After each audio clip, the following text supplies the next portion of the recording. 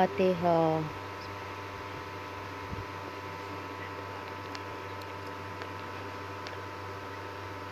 اعوذ باللہ من الشیطان الرجیم، بسم اللہ الرحمن الرحیم، الحمد للہ رب العالمین،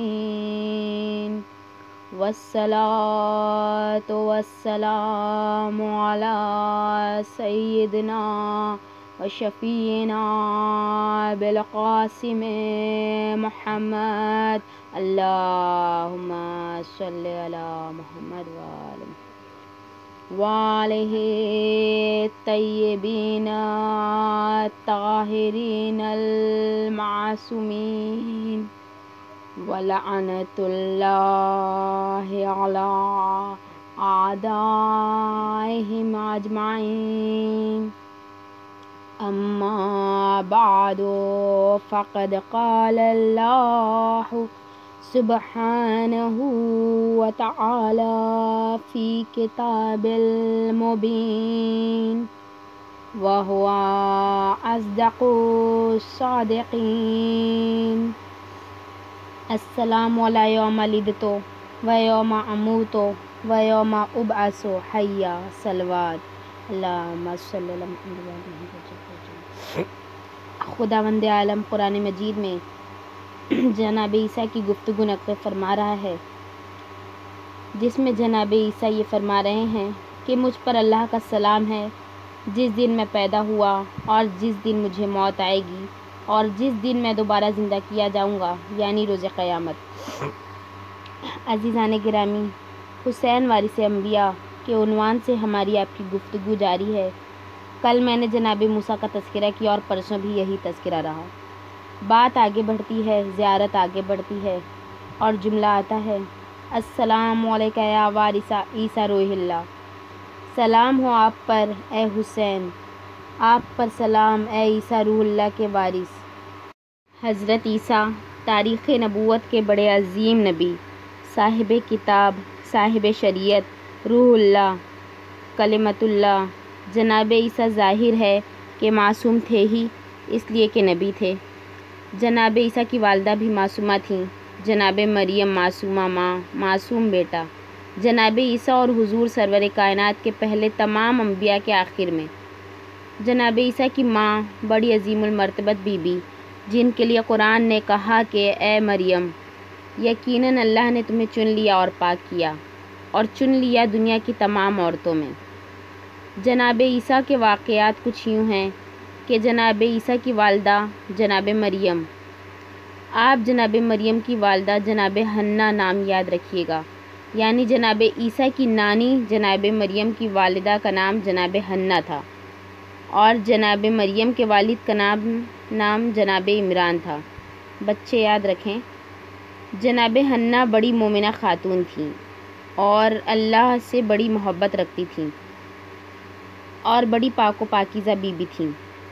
جناب حنہ نے جب جناب مریم ان کے شکم میں آئیں تو اللہ کی بارگاہ میں مناجات کی اور یہ مناجات کی کہ پالنے والے، میں یہ نذر مانتی ہوں کہ یہ بچہ جب پیدا ہوگا تو میں اس کو تیرے گھر کی خدمت کے لیے وقف کر دوں گی اور یہ ساری زندگی تیرے گھر کی خدمت کرے گا۔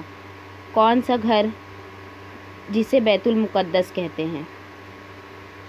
تو اس گھر کی خدمت کے لیے میں وقف کر دوں گی کہ وہ زندگی بھر اس گھر کا خادم بن کے زندگی گزارے گا۔ قرآن کہتا ہے کہ جب جناب مریم کی ولادت ہوئی تو انہوں نے کہنا شروع کیا کہ یا اللہ، یہ کیا ہوا، یہ کیا ہوا؟ میرے معبود، تو تو جانتا ہے کہ میں نے کیا تمنا کی تھی اور تو تو جانتا ہے کہ میں نے کیا نذر مانی تھی۔ یہ تو لڑکی ہوئی، لڑکی لڑکے کی طرح نہیں ہے، اب میں کیا کروں؟ تو ارشاد پروردگار ہوا، دیکھیے یہ بھی ہو سکتا تھا ارشاد کہ ہم تمہیں اب کی لڑکا دے دیں گے، یہ بھی ہو سکتا تھا کہ غم نہ کرو، بس تمہاری نیت تھی، تمہیں ثواب مل گیا۔ یہ کچھ نہیں کہا، ہم اسی کو قبول کرتے اور اب جناب مریم کی کفالت اس زمانے کے نبی جناب زکریا کے حوالے کی قرآن میں ہے وَكَفَّلَهَا زکریا، ان کے کفیل جناب زکریا بنے جو نبی تھے، اور جناب زکریا نے جناب مریم کو پالا۔ جناب مریم کے واسطے بیت المقدس میں ایک حجرہ تھا جس میں وہ رہتی تھیں اور عبادت کرتی تھیں۔ وہ معصومہ تھیں اور ان کے واسطے جنت کے میوے آتے تھے۔ شاید قدرت پرانے ریکارڈ میں ایک خاتون کا انتظام کر رہی ہے تاکہ بعد میں کبھی اگر کوئی بیٹی کسی کو دی جائے تو یہ نہ ہو کہ بیٹی بیٹے جیسے نہیں ہوتی۔ یہاں تک کہ جناب مریم کے پاس جناب زکریا جب آتے تھے تو ہمیشہ ان کے سامنے تازے میوے رکھے ہوئے ملتے، اور حساب سے رکھے ہوئے ملتے کہ جب دور کئی 100 میل کے علاقے میں انگور نہ ملتا تو تازہ انگور رکھا ہوا ملتا، جب سیب مہیا نہ ہو تو تازہ سیب رکھا ہوا ملتا، انار کی جب فصل نہ ہو، آدمی چاہے مر جائے مگر انار کا رس نہ ملے گا تو تازے انار رکھے ہوئے ملتے۔ اللہ نے ہمیشہ بے فصل کے میوے اس لیے بھیجے کہ جن کے دل میں مرض ہے ان کو یہ خیال نہ ہو کہ کسی انسانی ہاتھ کا شائبہ ہے، لہٰذا مریم کے لیے بلا فصل کے میوے آئے۔ معلوم ہوا اللہ کے خاص بندوں کے لیے جب بھی آتا ہے بلا فصل آتا ہے۔ صلوات اللہم صلی اللہ۔ جناب زکریا کہتے تھے، قرآن کہتا ہے مریم سے کہ کہاں سے آیا، اور جناب مریم جواب دیتی تھیں کہ اللہ جسے چاہتا ہے بے حساب روزی دیتا ہے۔ ہیومن نیچر کبھی نہیں بدلتا۔ آج انار آئے، انگور آئے، سیب آئے، جو بھی پھل ہوئے وہ آئے، تو جب روز کہیں سے آئے گا تو آدمی کو یہ خیال ضرور رہے گا کہ دیکھو آج کیا آتا ہے۔ یہ ہیومن نیچر ہے، دیکھیں کیا آتا ہے۔ تو ظاہر ہے کہ بی بی مریم کو انتظار تو رہتا ہی ہوگا کہ دیکھیں آج جنت سے کیا آتا ہے۔ بس یہی فرق ہے مریم اور فاطمہ میں کہ جو جنت کے میووں کا انتظار کرے وہ مریم ہے، جس کے ہاتھ کی روٹیوں کا جنت انتظار کرے وہ فاطمہ ہے۔ بر محمد و آل محمد صلوات اللہم صلی علی محمد و آل محمد وعجل الفجر۔ تاریخ عالم و آدم میں سے 2 عورتیں معصومہ ہوئیں۔ مرد تو بہت سے معصوم ہوئے مگر صرف 2 عورتوں کے سر پر عصمت کا تاج رکھا گیا، ایک جناب مریم اور دوسرے رسول اللہ کی صاحبزادی جناب فاطمہ زہرا سلام اللہ علیہا۔ اللہم صلی علی محمد و آل محمد۔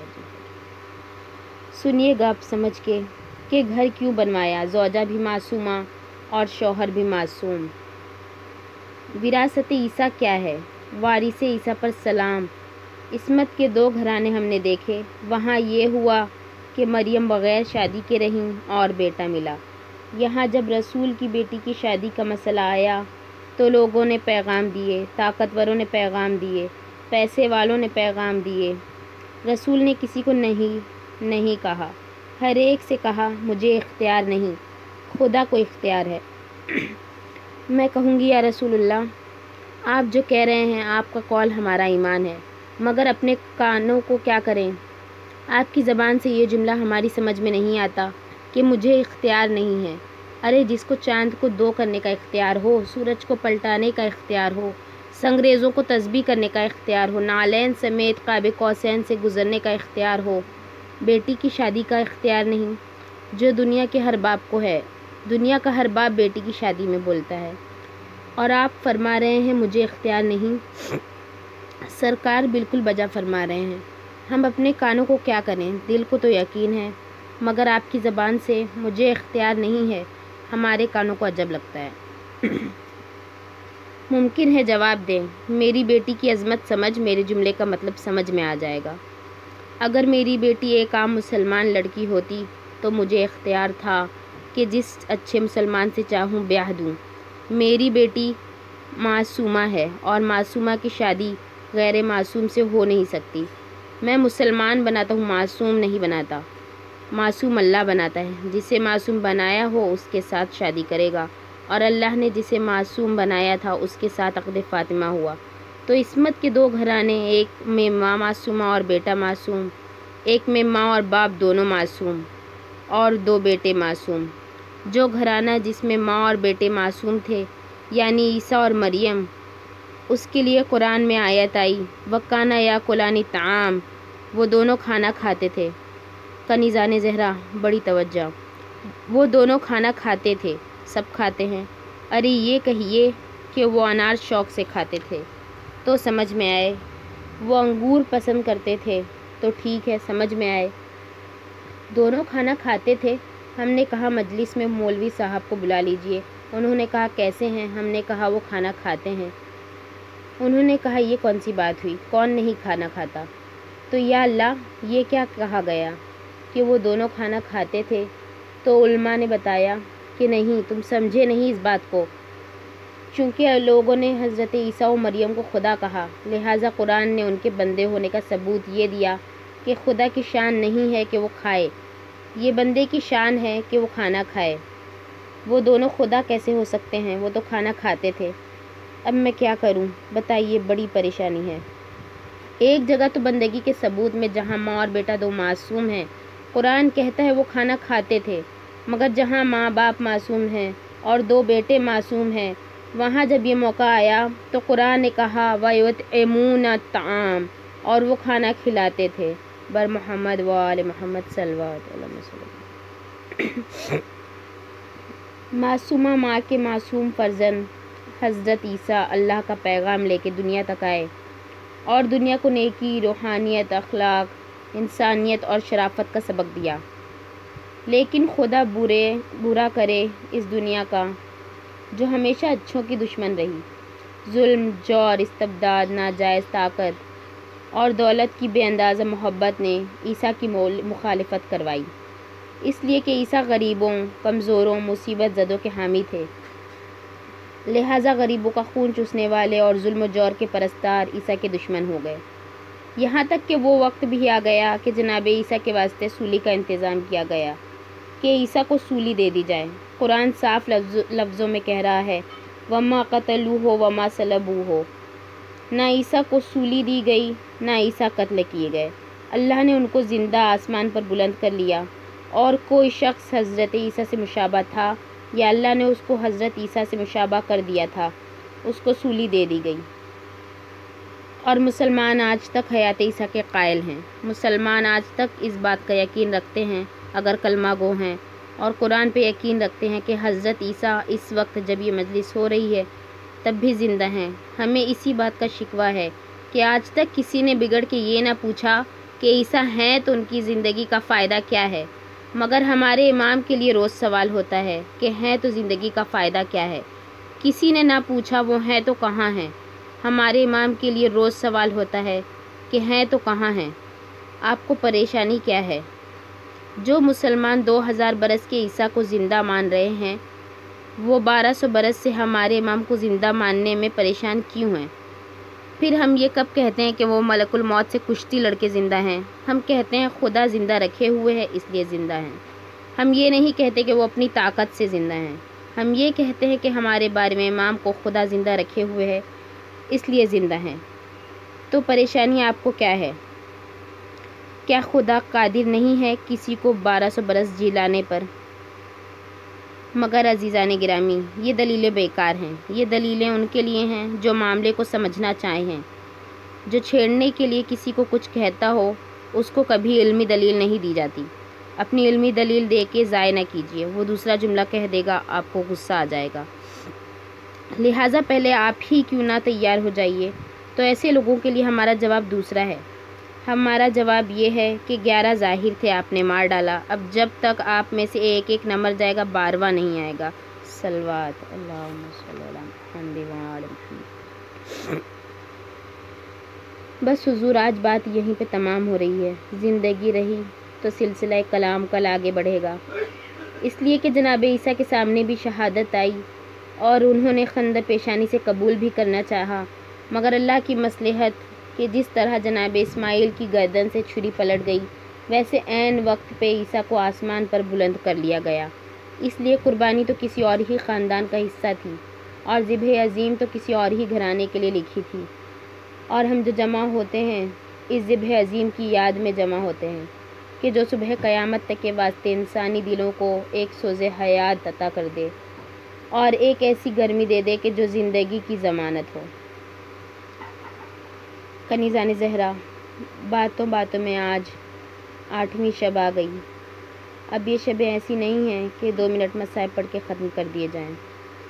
آج کی رات شہنشاہ وفا قمر بنی ہاشم، اہل حرم کے پردے کے محافظ، سکینہ کے سقا حضرت عباس علیہ السلام سے منسوب ہے۔ چند منٹ میں زحمت تمام۔ ایک خاص مضمون پر توجہ چاہتی ہوں۔ کنیزان زہرا، یہ جو حق کا معرکہ ہوا جس کا نام کربلا ہے، اس میں ایک لیڈر ہے، ایک کمانڈر ہے۔ لیڈر ہیں حسین، کمانڈر ہیں عباس۔ لڑائی کب ہوگی یہ فیصلہ کمانڈر کا نہیں ہوتا، لیڈر کا ہوتا ہے۔ لیڈر فیصلہ کرتا ہے مدینے میں لڑائی نہیں ہوگی، مدینہ سے نکل آتے ہیں، مکہ میں آ کے ٹھہر جاتے ہیں۔ لیڈر فیصلہ کرتا ہے کہ حج نہیں کیا جائے گا، حج کو عمرے سے بدلا جائے گا، اس زمین کے اوپر خون کا ایک قطرہ نہیں بہے گا، حج کو عمرے سے بدل کے مکہ سے نکل جاتے ہیں۔ حر کا لشکر راستے میں ملتا ہے۔ لیڈر کا فیصلہ یہ ہے کہ ہم جھگڑا نہیں کریں گے، پیاسوں کو پانی پلا کے اپنے اخلاق کا مظاہرہ کریں گے۔ پیاسوں کو پانی پلا دیا جاتا ہے، کربلا میں آ کے خیمے لگاتے ہیں۔ دشمن کی فوج کہتی ہے ہٹاؤ، لیڈر کہتا ہے ہم اس خیمے کے ایشو پر لڑائی نہیں لڑیں گے۔ خیمے ہٹ جاتے ہیں۔ دیکھیے، یہ لیڈر کا فیصلہ ہے کہ کہاں پہ کب لڑائی لڑی جائے، لیکن جب یہ طے ہو جائے کہ لڑائی ہونا ہے تو اب کیسے لڑی جائے گی یہ کمانڈر فیصلہ کرے گا۔ اب سنیے، میں حسین کے لشکر کے کمانڈر کا قصہ 2 منٹ میں آپ کو سنا دوں۔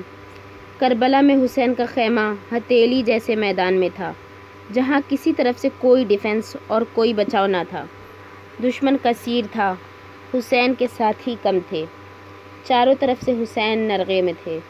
دشمن یہ چاہتا تھا کہ عاشور کے دن لڑائی شروع ہونے کے ساتھ ساتھ حسین کے خیموں کو اپنے نرغے میں لے کے چند منٹ میں لڑائی کو ختم کر دے، لیکن جب سویرا ہوا تو دشمن یہ دیکھ کے حیران رہ گیا کہ حسین کے خیمے کے 3 طرف خندق کھدی ہے اور اس کے اندر آگ جل رہی ہے، لہٰذا 3 طرف سے حملے کا امکان ختم ہو گیا اور ایک طرف سے لڑائی ہوگی۔ بس اب اور وہاں حسین کا چھوٹا سا لشکر سب باندھے کھڑا ہے، جس میں میمنہ بھی ہے، میسرہ بھی ہے، قلب لشکر بھی ہے، علمدار لشکر بھی ہے، سب ہیں۔ جیسے ہی لڑائی شروع ہوئی، دشمن کی فوج سے 5000 تیر اندازوں کا پرہ آگے بڑھا۔ اس نے اس خیال سے حسین کے لشکر کو نشانہ بنایا کہ یہ تھوڑے سے لوگ 5000 تیروں کی بارش میں چھلنی ہو جائیں گے، لیکن جیسے ہی دشمنوں کی کمانیں کڑکیں ویسے ہی کمانڈر نے سگنل دیا اور دشمن حیران رہ گیا کہ حسین کے ساتھی اپنی تلواریں نکال کے اپنے چہرے کے آگے گول چکر دینے لگے، جیسے ان کے آگے پنکھا چل رہا ہے، اور تیر اس میں الجھ الجھ کے کٹنے لگے، اور یہ تیزی سے تیر اندازوں کے پرے کے اوپر جا پڑے۔ وہ تیر انداز تھے، تلوار چلانے والے نہیں تھے۔ وہ دور سے لڑنے کا تجربہ رکھتے تھے، تلوار کی لڑائی کا تجربہ نہیں رکھتے تھے۔ انہوں نے اپنی تلواروں سے 5000 کے لشکر کو کاٹ دیا اور پہلا مورچہ کمانڈر نے جیت لیا۔ تھوڑی دیر کے بعد دشمن نے 5000 فوج لے کے تلوار چلانے والوں کی پھر حملہ کیا۔ کمانڈر نے اپنے لشکر کو آگے بڑھایا اور دشمن کے 5000 کے لشکر پر حسین کے 45-50 ساتھی اس طرح ٹوٹ پڑے کہ ذرا دیر میں وہ لشکر میدان میں بھاگتا پھر رہا تھا۔ یہ دن کے 10 بجے کا وقت تھا۔ اس کے بعد کربلا کے میدان میں دن کے 12 بجے کا وقت آیا، یعنی سورج ڈھلنے سے پہلے کا وقت۔ دشمن کے لشکر نے 5000 تلوار چلانے والوں کا پہرا لیا، جس کو 2 طرف سے 2 کمانڈر کمان کر رہے تھے، اور یہ لشکر انگریزی حرف وی جو ہوتا ہے اس شکل سے چل رہا تھا، اس لیے کہ اس کا ٹارگٹ حسین کے 30-32 آدمی تھے، بہت چھوٹا نشانہ نہ تھا۔ تاریخ عرب کی یادگار لڑائی لڑ گیا کمانڈر۔ لوگوں نے دیکھا کہ حسین کے ساتھی گھوڑوں سے اتر کے خاک پہ سر جھکا کے بیٹھ گئے۔ دشمن کو حیرت ہو گئی کہ یہ کب ہوا، یہ جو ابھی بجلی بنے ہوئے تھے، یہ جو ابھی ایک ایک کو ختم کیے دے رہے تھے، ان کو کیا ہو گیا؟ کیا یہ سرنڈر کر رہے ہیں؟ کیا یہ لڑ چکے؟ کیا یہ تھک گئے؟ لشکر قریب آ رہا ہے، 40 فٹ کا فاصلہ رہ گیا۔ یہ اسی طرح بیٹھے ہیں، 30 فٹ کا فاصلہ رہ گیا، 20 فٹ کا فاصلہ رہ گیا۔ ان میں حرکت نہیں ہے۔ 10 فٹ کا فاصلہ رہ گیا، یہ ویسے ہی بیٹھے ہیں۔ لشکر اور قریب آیا کہ ایک دفعہ کوئی سگنل ہوا اور جو بیٹھے ہوئے تھے انہوں نے ریت میں دبے ہوئے نیزے نکالے اور انہوں نے کھڑے ہو کے سامنے والوں کے گھوڑوں کی پیشانی پہ پوری طاقت سے نیزہ مارا۔ گھوڑا اس سے پچھلی صف پہ الٹا، اس سے پچھلی صف کا، اس سے پچھلی صف پہ الٹا، پورا لشکر اپنے جھونک میں لڑتا چلا گیا۔ انہوں نے نیزے پھینک کے تلواریں نکال کے اب جو کاٹنا شروع کیا۔ 5000 کا دشمن کا لشکر ٹکڑوں میں اڑ رہا تھا۔ میدان میں کوئی ادھر بھاگ رہا ہے، کوئی ادھر بھاگ رہا ہے اور ان کے کمانڈر چلا رہے ہیں، بھاگو، جان بچا کے بھاگو۔ کیوں عزیزوں، کربلا کی اس بے مثال لڑائی کے لیے عباس کی تعریف ہوگی یا نہیں؟ عباس جو لشکر کے کمانڈر ہیں، یہ کریڈٹ انہیں کو جائے گا یا نہیں؟ 72 کے لشکر کو لاکھوں کے لشکر سے صبح سے شام تک لڑانا یہ کوئی کھیل تھا؟ تاریخ لکھتی ہے کہ عباس نے اپنے چھوٹے سے لشکر کی زندگی بڑھائی ہے۔ جب چاروں طرف سے گھر جاتے تھے، حسین کے ساتھی عباس دور کھڑے دیکھتے رہتے تھے اور جب دیکھا کوئی ان کا ناصر گھر گیا، گھوڑا مہمیز کیا، حلقہ توڑ دیا، ادھر نکل گئے، سب تتر بتر ہو گئے، اس کو نئی زندگی مل گئی، پھر لڑنے لگا۔ صبح سے شام تک جب لشکر کو لڑا چکے اور آقا کے ساتھ لاشیں اٹھا چکے تو شام کے قریب ہاتھ جوڑے ہوئے آئے، کہا آقا مجھے بھی اجازت دیجیے۔ حسین نے اپنے شیر کو دیکھا، کہا بھیا تم تو میرے لشکر کے علمدار ہو۔ عجب جملہ کہا کہ آقا وہ لشکر کہاں گیا کہ جس کا علمدار تھا؟ اب مجھے وہیں جانے دیجیے جہاں لشکر گیا ہے۔ کہا نہیں بھیا، تمہیں لڑنے کی اجازت نہیں ہے۔ ہائے، ہر ایک کی دل کی حسرت نکل گئی، عباس کے دل کی حسرت گھٹ کے رہ گئی۔ اجرکم اللہ، دیکھے حبیب لڑ لیے، مسلم لڑ لیے، زہیر لڑ لیے، دل بہت جلے ان کے ظالموں کی روش پر، مگر اپنے اپنے دل کی حسرت نکال لی سب نے، مگر عباس لڑ نہیں پائے۔ عباس کے دل کی حسرت گھٹ کے دل میں رہ گئی، اسی لیے اللہ نے عباس کو باب المراد بنا دیا۔ کنیزان زہرا، باب المراد جناب عباس کا واسطہ دے کر دعا کیجیے، کیونکہ ان کی تمنائیں ادھوری رہ گئیں، اس لیے ان کے واسطے سے دعائیں ضرور پوری ہوں گی۔ اللہ آپ کو روضہ عباس پر لے جائے، جو چاہ چکے ہیں دوبارہ جائیں۔ آپ روضے پہ جا کے دیکھیے، عرب آتے ہیں، زری پہ ہاتھ رکھتے ہیں، یا ابو الفضل، یا عباس، اپنی مرادیں کہتے ہیں۔ علماء نے لکھا ہے کہ عباس کیوں باب المراد ہیں، اس لیے کہ عباس کی 2 مرادیں تھیں۔ شب عاشور یہ مراد تھی کہ لڑنے کی اجازت مل جائے، روز عاشور یہ مراد تھی کہ سکینہ کو پانی مل جائے۔ نہ یہ مراد پوری ہوئی، نہ وہ مراد پوری ہوئی۔ عباس مراد دل میں لے کے گئے۔ بس عزیزو، مجلس تمام ہے، بھائی سے اجازت مانگ رہے ہیں، بھائی اجازت نہیں دے رہے ہیں۔ آخر میں بھتیجی پیاسے بچوں کو لیے ہوئے آئی۔ ہائے سکینہ، ہائے عباس، عباس و سکینہ ساتھ ہیں۔ عباس کے علم میں مشق سکینہ، آج تک عباس کے علم کی پہچان یہ ہے کہ اس میں مشکیزہ باندھا جاتا ہے۔ کہا بھیا جاتے ہو تو ان بچوں کے لیے پانی لانا۔ سکینہ سے مشکیزہ لے کے چلے گئے، پھر نہ آئے۔ سکینہ انتظار میں رہیں، میرا چچا آتا ہوگا۔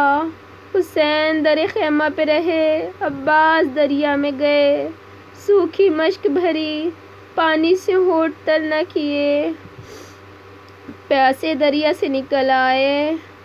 ہاں کنیزان زہرا، اب تمنا یہ تھی کہ سکینہ تک پانی پہنچ جائے، ایک مشک پانی داہنا ہاتھ کٹا تو بائیں ہاتھ سے لڑے، اور جب بایاں ہاتھ کٹا تو مشکیزوں کو منہ سے بچایا۔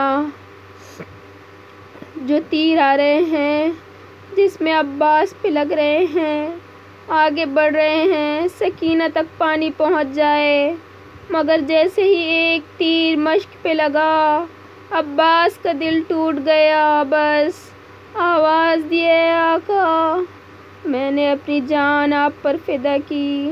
عباس کا یہی جملہ ہے، عرض کرتے ہیں اے آقا، میں نے اپنی جان آپ پہ فدا کی۔ حسین نے کمر تھامی، واہ خواہو، ارے میرے بھیا، عباس کے سرہانے پہنچے۔ ہاں، یہ عباس کے مصائب ہیں۔ عجب جملہ کہا۔ میرے مولا نے عباس کو دیکھ کے کہا، تمہارے مرنے سے میری کمر ٹوٹ گئی، راہ چارہ و تدبیر مسدود ہو گئی۔ عباس نے وصیت کی آقا، میرا جنازہ خیمے میں نہ لے جائیے گا۔ بس ایک جملہ آخر میں، پوری کائنات میں تابوت میت اٹھنے کی نقل ہے، عباس کی میت نہیں اٹھی۔ حسین علم لے کے چلے، سیدانیوں نے گھیر لیا، واہ عباسا، واہ عباسا، انا للہ و انا الیہ راجعون۔